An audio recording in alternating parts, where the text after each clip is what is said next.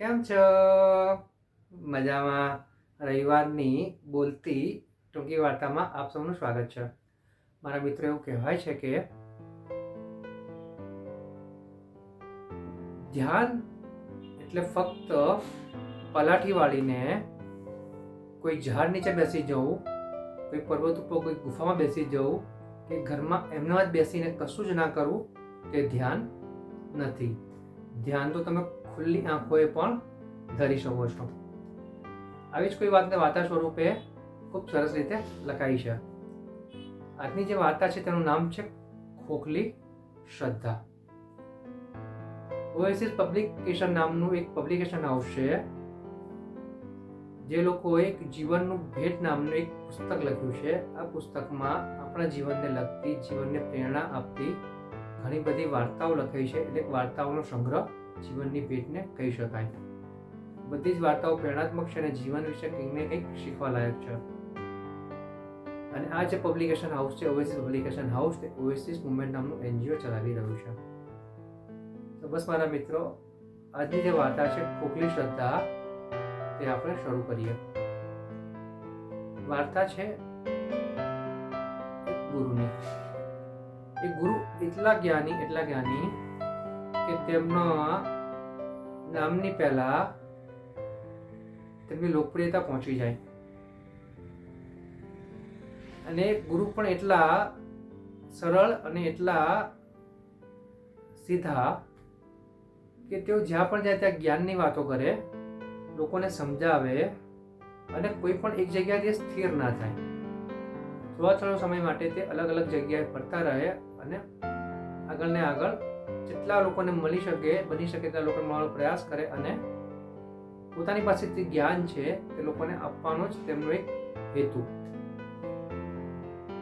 અને બીજી વાત કે તે પોતાનું જીવન નિર્વાહ પોતાની જાતે જ ઉપાડે. એટલે એવું નહીં કે તે જ્ઞાન આપવા માટે બાકી બધું છોડીને પોતે મહેનત પણ ના કરે. તે પોતે મહેનત પણ કરે અને જ્યાં જ્યાં જ્ઞાનનો ફેલાવો કરી શકાય ત્યાં પોતે જ્ઞાનનો ફેલાવવાનો પ્રયાસ કરે. આવી જ રીતે ફરતા ફરતા એક રાજ્યમાં આવ્યા. આ રાજ્યમાં એક નાનકડું ગામ.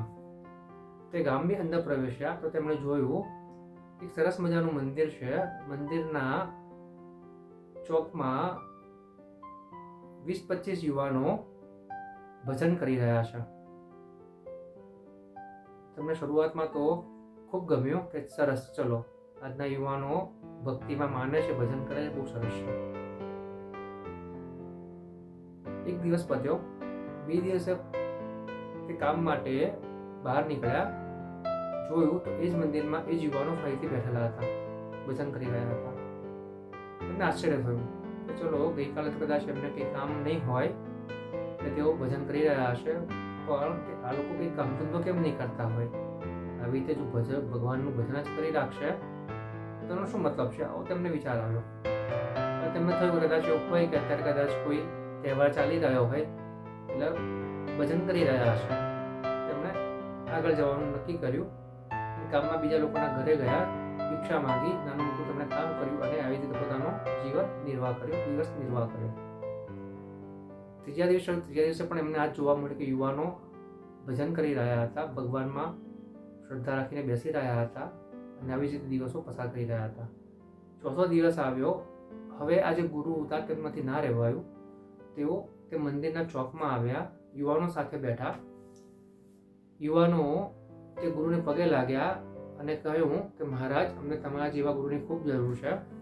તમે અમને જ્ઞાન આપો તો અમે અમારું જીવન વધારે સારું બનાવી શકીએ. પેલા ગુરુ પહેલા હસ્યા અને તેમણે કહ્યું કે મારી પાસે જ્ઞાન છે, પણ એ જ્ઞાનનો મતલબ ત્યારે જ થાય કે જ્યારે તમે જ્ઞાનનો ખરો ઉપયોગ કરો. જો હું તમને જે જ્ઞાન આપું તેનો જો ખરો ઉપયોગ કરશો તો જ હું તમને જ્ઞાન આપું, બાકી જ્ઞાન આપવાનો કોઈ મતલબ થતો નથી. ત્યારે યુવાને કહ્યું કે ના મહારાજ, તમે અમને જે પણ જ્ઞાન આપશો તે જ્ઞાનનો અમે પૂરેપૂરો ઉપયોગ કરીશું અને અમારું જીવન એ પ્રમાણે જીવવાનો પ્રયાસ કરીશું. પેલા મહારાજે કહ્યું, ગુરુ મહારાજે કહ્યું, હું તમને કહીશ, તમને કડવું લાગશે, તમે નહીં સાંભળી શકો એટલા માટે છોડો, મારે તમને કશું નથી કહેવું, મને મારા પરિભ્રમણમાં આગળ જવા દો. પણ આ વખતે યુવાનોએ હઠ પકડીને કહ્યું કે ના મહારાજ, તમે અમને જ્ઞાન આપો, અમે તમને વચન આપીએ છીએ કે અમે તમારું કહેલું માનીશું, જ્ઞાનને જીવનમાં ઉતારીશું અને જીવનને વધારે સારું બનાવીશું. પેલા ગુરુ મહારાજે કહ્યું કે પાક્કું. યુવાને કહ્યું પાક્કું. ગુરુ મહારાજે તરત જ તેમનો બોલવાનો ટોન બદલ્યો, એકદમ ગુસ્સામાં આવી ગયા અને કહ્યું કે તમે બધા છો ને હરામખોરો છો, તમે બધા કામચોરો છો, તમે લોકો બીજાનું ખાઓ છો, તમે લોકો જે ભગવાનની પર શ્રદ્ધા રાખીને બેસી રહ્યા છો ને તેનો કોઈ જ મતલબ નથી. ભગવાન હંમેશા એમ જ કહે છે કે તમારું કામ તમે જાતે કરો, બીજાને સહાય કરો, બીજાના માટે મદદરૂપ સાબિત થાઓ, અને પછી કંઈક સમય બચે તો તમે ભગવાનના ભજન કરો. અને જો તમે આ બધા કામમાં એટલા બધા વ્યસ્ત થઈ જાઓ અને ભગવાનના ભજન કરવાનો સમય ના મળે ને તો પણ ભગવાન તમારી પર ખુશ થશે. તમે અત્યારે જે કરી રહ્યા છો ને આ બહુ જ ખોટું છે.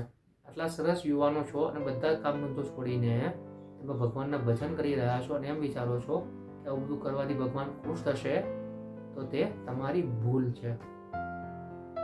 તમને કડવું લાગશે પણ આ વાત સાચી છે.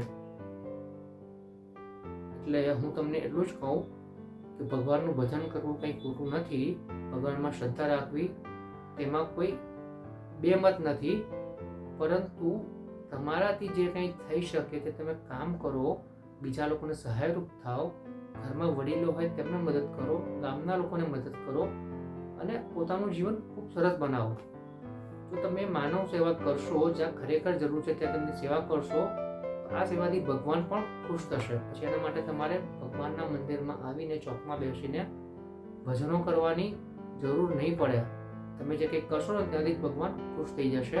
અને એવું પણ નથી કે ભજન નહીં કરવા જોઈએ. તમને સમય મળે તો ભજન ચોક્કસ કરો, પરંતુ તમારું કામ પહેલાં કરો. કારણ કે કામ ધંધા છોડીને ખાલી ભગવાનમાં વિશ્વાસ રાખીને બેસી રહેવું અને વિચારો કે ભગવાન મારું બધું પૂરું કરશે, તો તે નકરીને નકરો અંધવિશ્વાસ છે અને તે તમને કામચોર બનાવશે. મારું કહેવું એટલું જ છે કે ભગવાનનું ભજન કરો, ભગવાનમાં શ્રદ્ધા કરો, પરંતુ તમારાથી જે કંઈ થતું હોય તે કરો. સમાજને મદદરૂપ થાવ, રાજ્યને મદદરૂપ થાવ, દેશને મદદરૂપ થાવ, દુનિયાને મદદરૂપ થાવ. જો તમે આટલું કરશો તો તમારું જીવન ખરેખર સુધરી જશે. આ વાત સાંભળી કે યુવાનો પહેલા અચંબો પામ્યા, પછી તેમણે પોતાના કાન પકડ્યા અને ગુરુ મહારાજને કહ્યું કે મહારાજ, અમે સમજી ગયા છીએ, અમે આજથી જ અમારું જીવન બદલવાનો પ્રયાસ કરીશું. અમે કામને પ્રેફરન્સ આપીશું, પ્રાથમિકતા અમારા કામને આપીશું અને પછી જ અમે ભગવાન પર શ્રદ્ધા રાખીને જે કંઈ ભજન કીર્તન ગાતે અમે પછી કરીશું. ભગવાન અમારી સાથે છે તેવું સમજીને અમે કામ કરીશું અને અમારા જીવનને ઓર વધારે સારું બનાવીશું. બસ આવી જ રીતે ગુરુ ખુશ થયા, યુવાનો ખુશ થયા અને આ વાર્તા અહીંયા પૂરી થઈ. પછી ગુરુ મહારાજ બીજા રાજ્યના બીજા ગામમાં પરિભ્રમણ માટે આગળ નીકળ્યા અને આવી રીતે તેમના જ્ઞાનનો ફેલાવો ચાલુ રાખ્યો. મારા મિત્રો, આ વાર્તા ખોખલી શ્રદ્ધા તે આપણા જીવન માટે ઘણું બધું કહી જાય છે.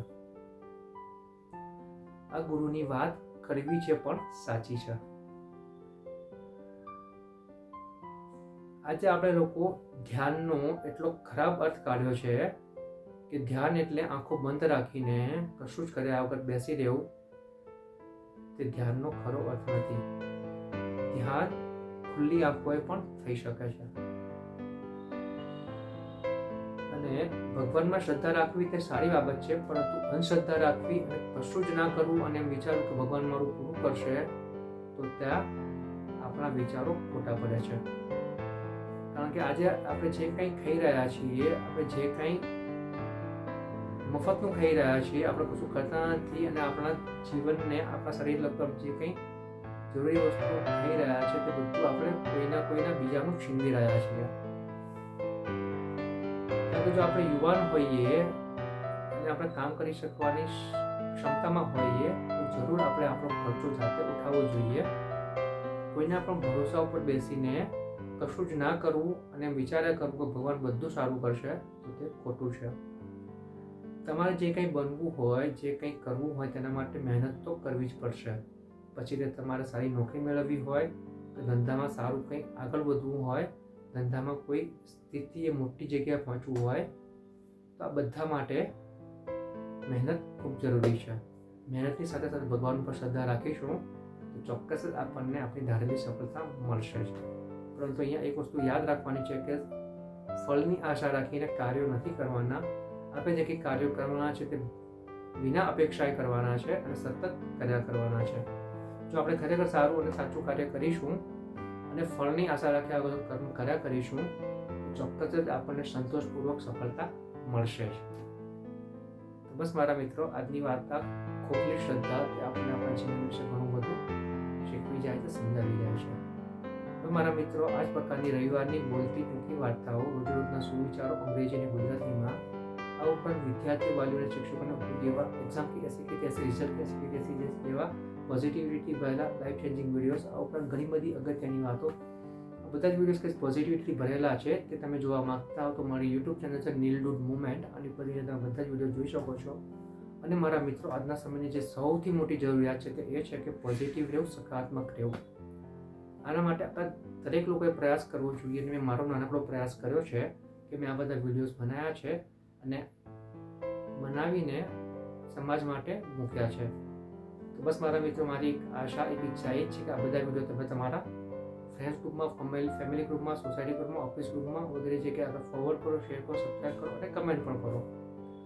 જો આટલું કરશો તો એક જે ચેન શરૂ થઈ છે પોઝિટિવિટીની, તે ચેન આગળ વધતી રહેશે.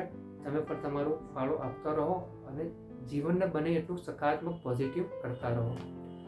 કારણ કે આજના સમયની સૌથી મોટી જરૂરિયાત છે પોઝિટિવ રહેવું, સકારાત્મક રહેવું. અને એના માટે આપણી થાય તેટલું આપણે બધું જ કરી છોડવું જોઈએ.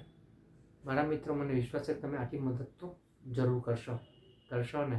સારું મારા મિત્રો, હવે મારા મિત્રો મળીશું આપણે આવતા રવિવારની બોલતી ટૂંકી વાર્તાનું નામ છે સ્વાદ અને વિશ્લેષણ. આવતા રવિવારની બોલતી ટૂંકી વાર્તાનું નામ છે સ્વાદ અને વિશ્લેષણ. તો મળીએ આવતા રવિવારે. ત્યાં સુધી આવજો.